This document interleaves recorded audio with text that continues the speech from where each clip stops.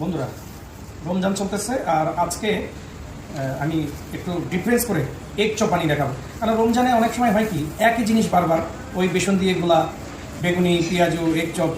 তো আমি আজকে একটু ডিফারেন্স করে দেখাবো যে সবাই দেখে পছন্দ করবে।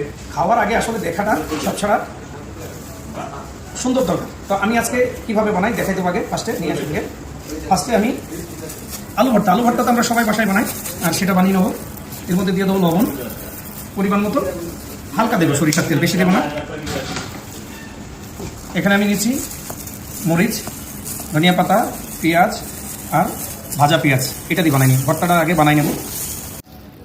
আলু ভর্তা রেডি। ডিম বয়েল করে একটা ডিম 2 পিস করে নিচ্ছি। তো এটা আমি এখন বানিয়ে দেখাবো।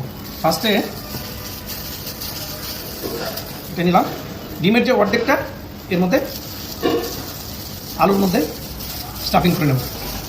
এখন এটাকে কোট করে নেব। এই যে রেড যে ব্রেড ক্রাম আছে, এটা দোকানে কিনতে পাওয়া যায়। কোট করার পরে এখানে ডিম ফেটে রেখেছি, এটা ডিমের মধ্যে দিয়ে দেবো। পাটা ডিমের মধ্যে দিয়ে ডিমটা ভালো করে ডিমের মধ্যে ভিজে আরেকবার কোট করব। 2বার কোট করলে কি হয়, এটা উপরটা একদম ক্রিস্পি হবে। এই যে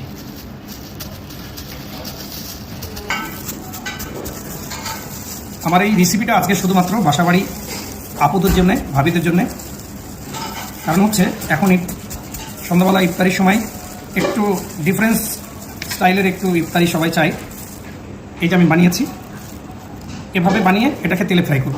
আমি সবগুলো বানিয়ে নিয়েছি, এখন তেলে ফ্রাই করে দেখাবো এটার কালারটা কত সুন্দর হয়।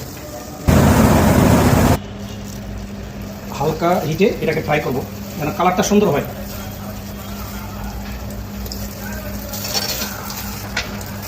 এই পিঠ ঘুরে ঘুরে এটাকে ভেজে নেব।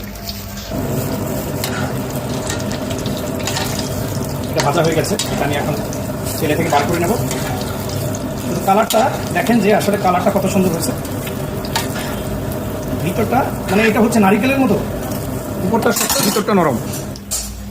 যখন এটা মুখে দেবো তখন একটা ক্রিস্পি আওয়াজ আসবে, কিন্তু ভিতরটা একদম সফট।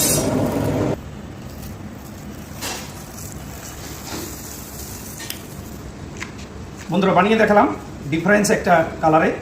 এটা আসলে খেতে অনেক মজাদার। তো আমার চ্যানেলে যদি নতুন হয়ে থাকেন অবশ্যই চ্যানেলটা সাবস্ক্রাইব করে আমার চ্যানেলের সাথে থাকবেন, আর কমেন্টস করে জানাবেন বানিয়ে খাওয়ার পরে যে কেমন হয়েছে। এতক্ষণ সাথে থাকার জন্য ধন্যবাদ।